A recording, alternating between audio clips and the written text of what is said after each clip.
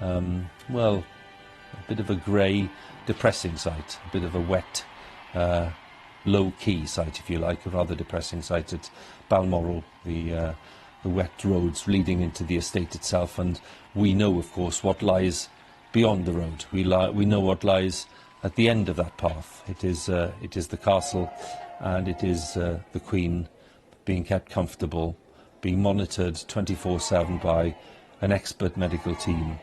And all we can do is clearly wish the Queen well. We do that automatically and sincerely, but we are waiting too, I think it's fair to say, for further news from the medical team at Buckingham Palace and at Balmoral about the Queen's condition. And Nicholas Witchell is with me, our royal correspondent, who of course has been talking to us all afternoon about the events of this day. And this is the time of day, Nick, when lots of people will be maybe returning from work, they'll be joining us, they'll be aware of the reports, but they won't have seen lots of it. And I think that we're in a position where we're waiting, and we're right to be waiting without any rush and without any haste at all, waiting for the next update, if you like, now that we know the royal family has gathered there. Yes, and of course Buckingham Palace has not been in the habit of giving updates, but I think on this occasion there will have to be something, given the level of concern that there is not just here but around the world. And we've seen the other members of the royal family arriving at Balmoral. That in itself is an indication, I think, of just how serious the situation is. So the mood, I think, is fairly described as sombre. The concern is considerable.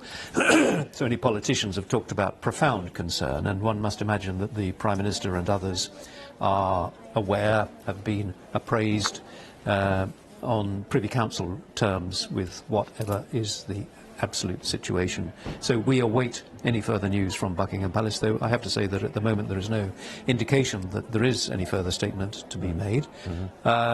Looking, you made much of the images of the Queen on the balcony during the Jubilee celebrations remarkable, really, just 3 months ago.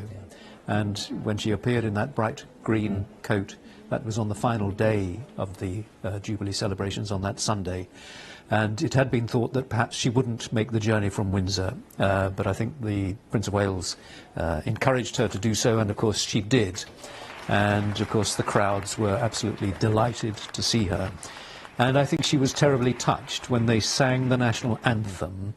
And yes, there was, I think, a sense that, something is drawing gradually to a close here. And I think that everybody was very touched on that occasion.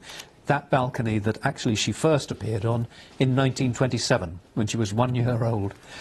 She was brought and shown to the crowd by her proud parents. The Duke of York, as he was then, her father and mother. So, yes, remarkable, really, and that is what monarchy is all about, the continuity, the span of years. Yes. The balcony, everything changes but nothing changes, and that is why it is this source of reassurance which so many people, so many millions of people find very comforting. So we must just continue to hope for the best, that there is some encouraging news, but at the same time I think, given all the circumstances, we have to accept that we just have to wait and see. Yes, we do indeed, Nick. Thank you. Let's go from